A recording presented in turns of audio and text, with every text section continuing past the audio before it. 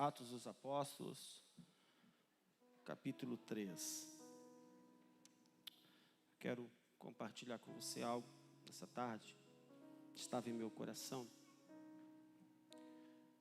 E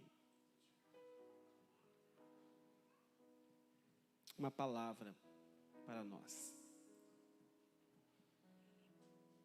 Quem tem Bíblia achou Atos capítulo 3.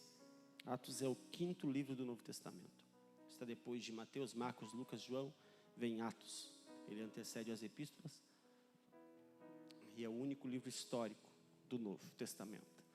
Atos capítulo 3, verso 1 até o verso de número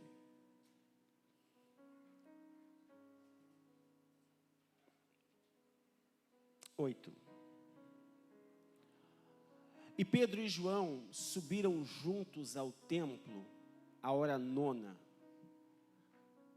A hora nona é 15 horas da tarde, tá bom?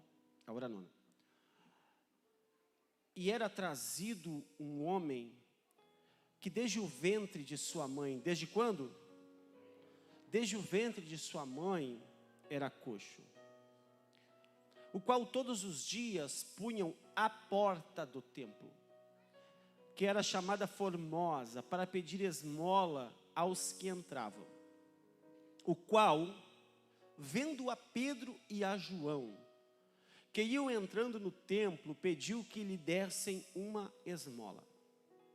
E Pedro, com João, fitando os olhos nele, disse: olhe para nós.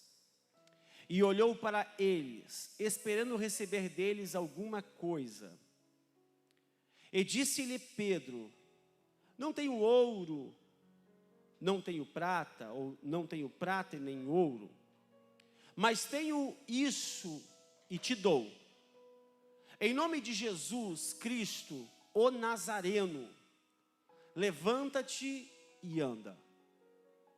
E tomando-o pela mão direita, o levantou, e logo seus pés e artelhos, tornozelos, se firmaram.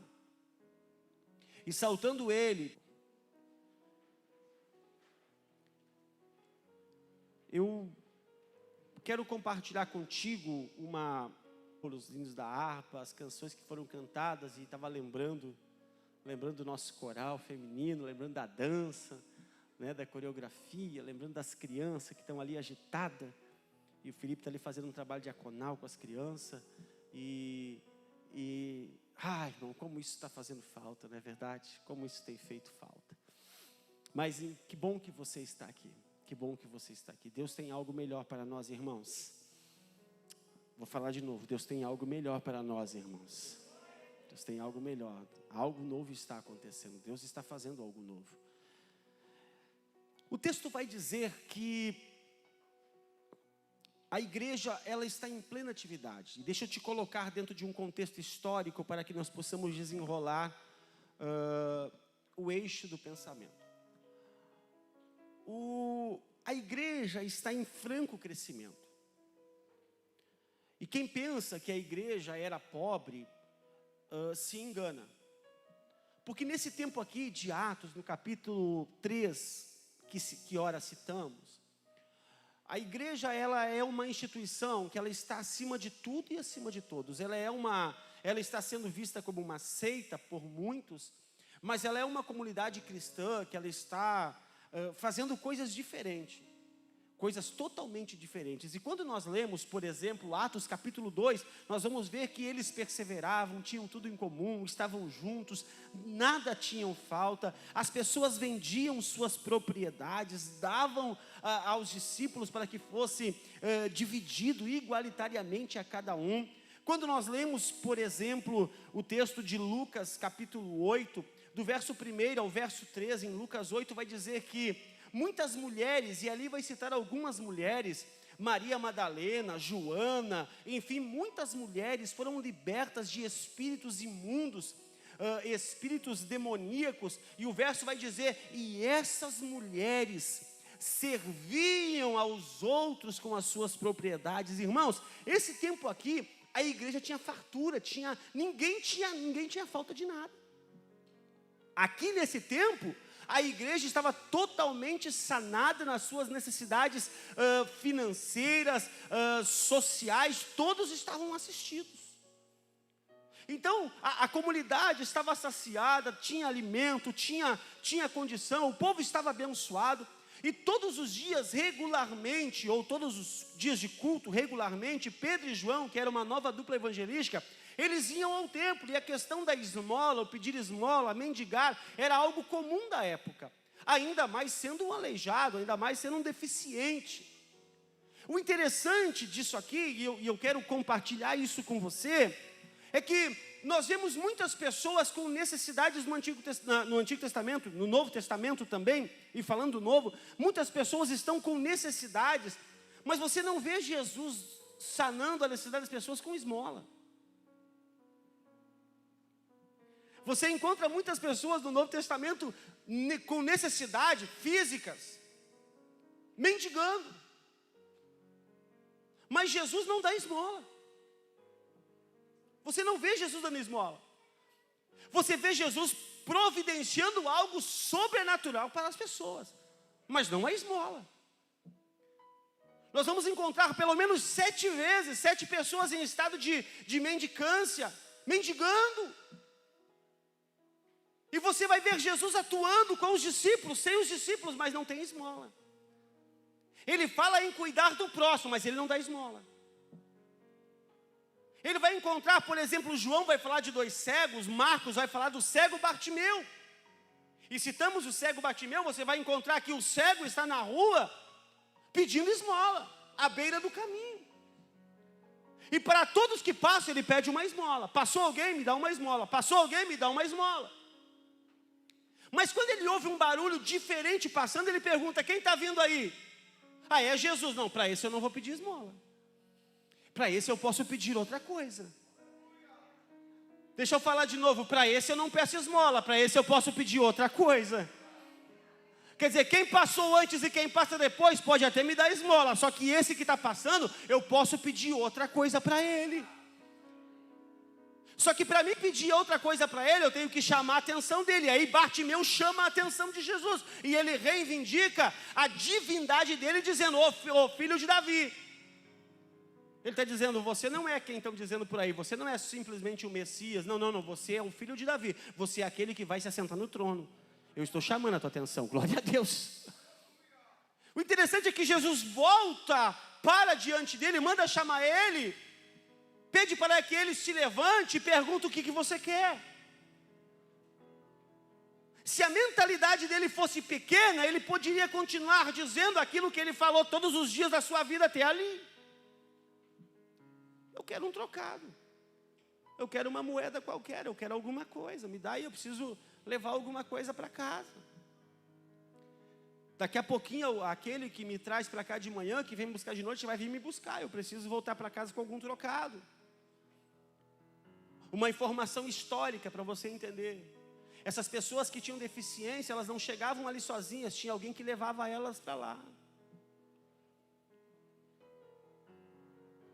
Desde a família até aqueles que supostamente faziam benfeitorias, eles tinham que dividir o que eles ganharam durante o dia. Temos que rachar, eu te levo de manhã e te busco de noite, só que daquilo que tu arrecadar, eu quero o meu percentual. É como se fosse um cafetão dos deficientes. Como se fosse um cafetão dos deficientes. Eu te levo e te busco, não tem problema, só que do que você arrecadar, eu quero meu percentual. Bartimeu, com deficiência, poderia dizer, eu quero o que eu peço todos os dias, eu quero uma esmola, me dá um trocado, uma moeda qualquer. Só que Bartimeu está diante daquele que tem todo o poder para todas as dificuldades, em todo o tempo, em todo lugar. Bartimeu está diante daquele que tem todo o poder para todas as dificuldades, em todo lugar. Alguém entendeu? Ele está diante de Jesus, irmão, o Criador de tudo. E quando você chega diante de Jesus, você tem que saber o que você pede. Quando você chega diante de Jesus, você tem que saber o que você vai pedir. Porque você está pedindo para aquele que tem todo o poder. Quem sabe muitas pessoas, elas ainda estão pedindo para Jesus como se estivesse pedindo para alguém que foi um benfeitor da sua vida. E ainda pede no diminutivo, me dá uma coisinha, um dinheirinho, um carrinho, uma casinha, um apartamentinho. E esquecemos que Ele tem todo o poder no céu, na terra, debaixo da terra. Ele é o Criador de tudo. Pastor, eu estou muito tempo na fila, pedindo e não ganhei nada ainda. Quem sabe o problema não está no tempo, o problema não está em você, o problema não está em Jesus, o problema está naquilo que você está pedindo. Porque acredite, Ele quer dar algo para você que Ele possa ser glorificado. Quem pode dizer amém por isso? Ele quer ser glorificado na sua vida. Eu sempre fui muito chato. Na verdade eu sou chato. Um pouco chato. E andando pela rua, às vezes eu via uns carros assim, sabe, meio judiado, assim, maltratado. E com uma frase atrás, propriedade do Senhor. Eu sempre questionei, Senhor, não é teu, não pode ser, Senhor. Não pode ser teu. Porque eu creio que tu tem algo melhor para dar. Ok, começamos por isso, mas tu tem algo superior para nos dar. Tu tem algo muito melhor para nos dar.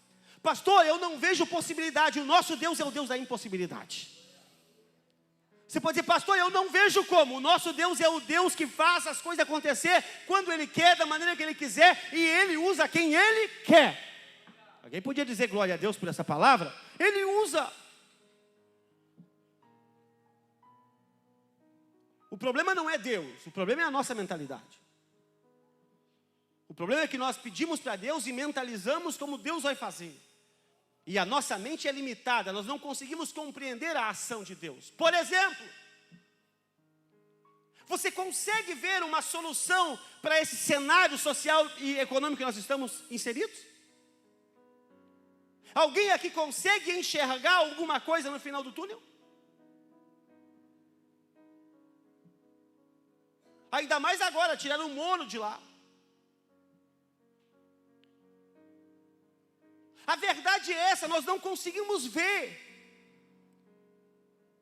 Mas nós cremos que Deus está no controle e Ele está produzindo alguma coisa para nós. Porque se nós não crer nisso, a nossa fé é vã. Porque se nós não acreditar que Deus está providenciando algo ali na frente, a nossa fé é vã. Eu creio que Deus está fazendo alguma coisa, sim. Eu acredito que Deus está fazendo algo sobrenatural, sim. Eu acredito que as estruturas estão sendo mexidas por um único propósito, a glorificação de Deus. Eu creio que antes do arrebatamento Deus virá e assolará essa nação com um grande avivamento. Os nossos filhos, as nossas filhas profetizarão, nossos velhos terão visões, eles terão sonhos, Deus irá fazer. Eu creio nesse tempo. Eu creio. Só que para Deus ser glorificado, algumas coisas têm que cair por terra. Que para que Deus possa estabelecer o seu governo, a sua organização. Irmão, Deus não constrói nada sobre aquilo que está condenado. Pastor, está na Bíblia? Claro que está. Evangelho de Mateus capítulo 11, a Bíblia diz assim: Ele não coloca vinho novo em odre velho. Não adianta colocar remendo em roupa velha. Porque tanto a roupa quanto o odre se rompe. Pastor, eu quero um avivamento, eu quero uma mudança, então deixa Deus chacoalhar tudo, irmão. Pastor, eu quero algo novo acontecer, então deixa Deus sacudir tudo, deixa. Não tenta segurar um cantinho, não tenta segurar não tenta querer ser a escola, deixa Deus sacudir. Te abraça com quem está perto, cuida da tua família, deixa o Senhor assoprar. Ele é Deus que assopra, mas também é Deus que preserva. Deixa eu repetir de novo, Ele é Deus que assopra, Ele é Deus que assola, mas Ele é Deus que preserva.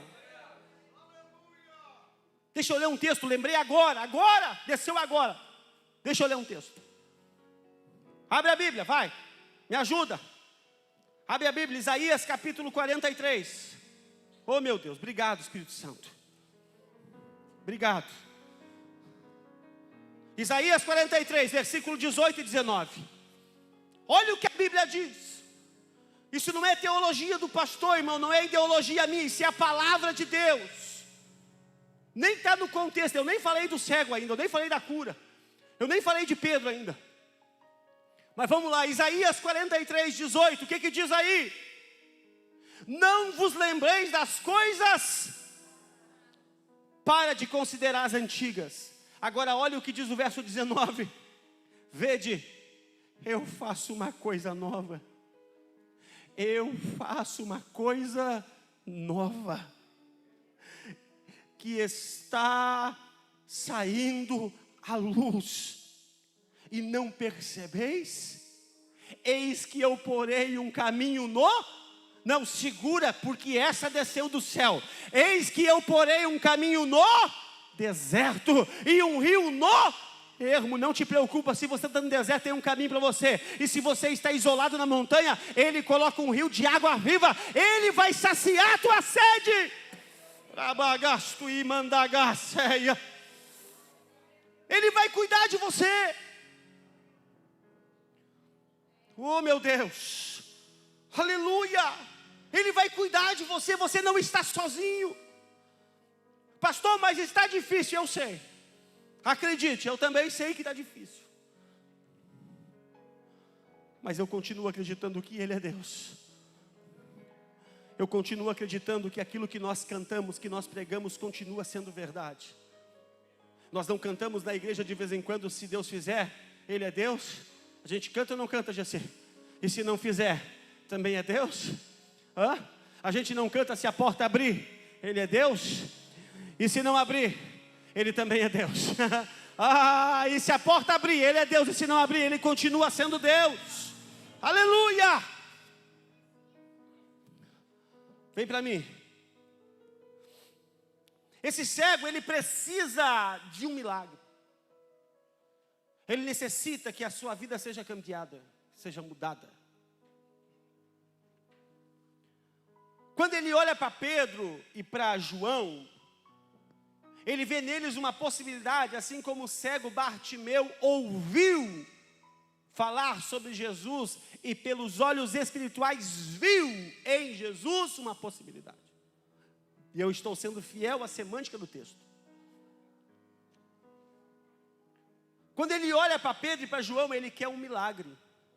Porque ele está dentro de um sistema de aprisionamento, tanto emocional quanto físico. Ele está dentro de um sistema, e ele olha para Pedro e para João e vê neles os líderes de uma comunidade que está abastada financeiramente. Ele quer uma esmola, e ele cita: a esmola que eu quero não é uma esmola qualquer. Porque havia muitos tipos de dinheiro, mas o texto vai dizer: eu quero algo que esteja relacionado a prata e a ouro. Porque vocês têm. A expectativa desse coxo é uma expectativa de migalha. Eu preciso voltar para casa com algumas migalhas. Porque se cada um me der um pouquinho da sua migalha, eu consigo chegar em algum lugar. Eu consigo vencer o dia. Quando você não tem uma expectativa de algo novo, migalha te serve. Quando você não tem uma expectativa do novo de Deus, a migalha te sustenta. E o problema é que nós nos acostumamos com migalha. Nós somos seres adaptáveis. Nós nos adaptamos ao sistema, à situação, ao problema. Nos adaptamos ao caos. E até declaramos que esse ali pode ser o nosso lugar, ali pode ser a nossa casa. Não tem problema, eu vou fazer uma casinha no deserto, eu vou ficar aqui. Certa feita, quando houve uma manifestação, Elias e Moisés vieram até o monte, Jesus falava com eles naquela manifestação, aquela transfiguração do monte. O que Pedro falou? Vamos fazer 3 casinhas. Está tão bom esse lugar, tem língua estranha, tem revelação, tem manifestação do céu. O lugar bom é esse. Vamos fazer 3 casinhas? Para quê? Vamos fazer 3 casinhas, vamos ficar aqui. Para que descer para lá? Para que ir para Jerusalém ser perseguido, ser apedrejado? Para quê? Vamos ficar aqui. Aqui tem Jesus, tem Elias, tem Moisés, vamos ficar aqui, está tão bom esse lugar. Quando nós alcançamos algumas expectativas, nós nos adaptamos a alguns lugares. A diferença é que Jesus, ele não nos dá esmola, ele nos dá herança. Jesus não nos dá esmola, Jesus nos dá herança. Aonde está o problema da herança? É que ela passa por um caminho pelo meio do deserto. A herança passa por um caminho no meio do deserto, e nós temos dificuldade com o deserto. Nós temos dificuldade porque por muito tempo associaram deserto com pecado. Por muito tempo associaram deserto com a ausência de Deus. E deserto nada mais é do que um ambiente preparatório para um grande milagre. Vou falar de novo para você entender. Deserto é um ambiente preparatório para acontecer um grande milagre. Quem pode glorificar a Deus por isso? E Jesus vai ter um padrão. Jesus tem um padrão, irmãos, um padrão de libertação. Primeiro, o padrão de Jesus está em que ele não dá migalhas, ele dá herança. O segundo é que ele não atende às minhas expectativas e nem às tuas expectativas, ele atende à expectativa do céu. Vamos lá, padrão de Jesus, ele não me dá migalha, ele me dá herança. Segunda característica do padrão de Jesus, ele não trabalha pelas minhas expectativas e nem pelas tuas, ele trabalha pelas expectativas do céu. O céu espera a minha e a tua manifestação. Paulo falou sobre isso em Romanos capítulo 8, a ardente expectativa da manifestação dos filhos de Deus. Quando que ela vai acontecer? Quando nós posicionar.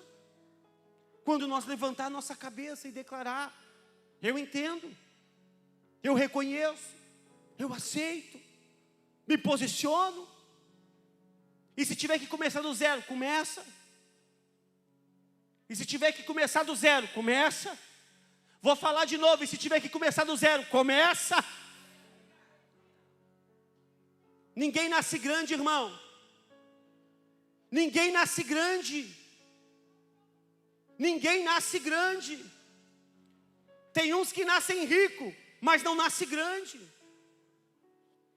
O Senhor está nos convidando a entrar no seu padrão, a não se acostumar com migalha, a não se acostumar a ser um pedinte. Ele quer que nós sejamos provedores na hora do milagre.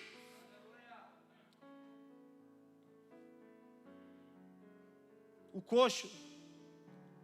coxo ele não foi liberto, ele não foi só liberto de sua situação física debilitada. A ele foi dado o direito de relacionar e socializar. O coxo não foi só liberto da sua prisão física, da sua debilidade física. Para ele foi dado o direito de igualdade. Pegou ou não? Ele está em um estado de dependência física e isolado da sociedade. Ele queria uma migalha para sobreviver no seu mundo.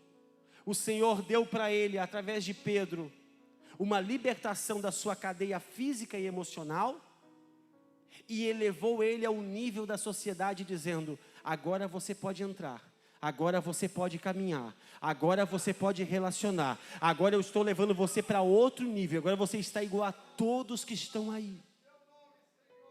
Você nota que o padrão da libertação de Jesus é um padrão de excelência. Ele não baixa o nível, ele levanta o nível. Ele sobe o nível e ele integra esse coxo a tal ponto que esse coxo sai dali já pregando a palavra e evangelizando, dizendo: aqueles que estão lá, eles têm um poder sobrenatural que a religião que vocês têm não tem. Você nota que a libertação de Jesus, ela avançou, ela subiu o nível, e aquele que ontem estava mendigando hoje, já está pulando e saltando e dizendo: eu ouvi falar de Jesus o Nazareno, ele entrou na minha vida e ele operou um milagre. E esse é o projeto. Esse é o projeto. Esteja de pé. Esse é o projeto. que nós venhamos a fazer o que nunca antes fizemos. Esse é o projeto, que nós venhamos a ser o que nunca antes fomos. Esse é o projeto, que nós possamos ser o que nunca antes fomos. Ontem à noite eu ouvia aqui com os jovens. Tinha acabado de gravar um vídeo. E se você não se inscreveu no meu canal do YouTube ainda, você está quase em pecado. Porque todo dia eu mando pedir. Ai, pastor, não sei o que é isso. É simples, vai lá. Todos têm um telefone no YouTube. Tem um telefone e tem YouTube. Acredito que todos têm, né? Os que têm. Vai lá no YouTube, lá, clica lá onde você vê videozinho, coloca lá, escreve pastor, por extenso, pastor Emerson Chaves. Vai aparecer do lado em vermelhinho assim, ó. Se inscrever, se inscreve. Eu estava gravando aqui ontem à noite o vídeo e também ouvindo o relato dos jovens. Tinha um número bacana de jovens ontem aqui, né? Tinha mais de 30, não tinha mais de 30? Tinha umas 30 pessoas aqui ontem. 30 é a visão do pastor, né? Sempre a mais, né? Tinha mais de 20. A gente sempre vê a mais. Tinha mais de 20, né? Mais de 20 tinha. E muitos dos relatos estavam alinhados dentro da seguinte expressão: esse tempo que eu estou tendo com Deus, estou tendo agora de quarentena, é um tempo de me aproximar de Deus. É um tempo de me aproximar dos meus pais, de me aproximar de alguém. É um tempo de proximidade. O que essa quarentena está fazendo conosco? Ela está nos trazendo de volta para alguns lugares. Ela está nos devolvendo algumas coisas. O que o Senhor quer de mim e de você? Que nós venhamos a acreditar que Ele está no controle. Acredite, se nós continuarmos olhando para as dificuldades, ouvindo as notícias, que já é uma mistura de situações, que a gente já não sabe mais o que é verdade e o que é mentira, nós não vamos conseguir avançar.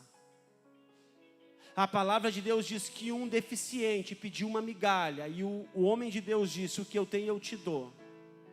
Levanta e anda. É isso que o Senhor quer fazer de mim e de você. Pode estar tudo parecendo acabado, mas o Senhor está no controle.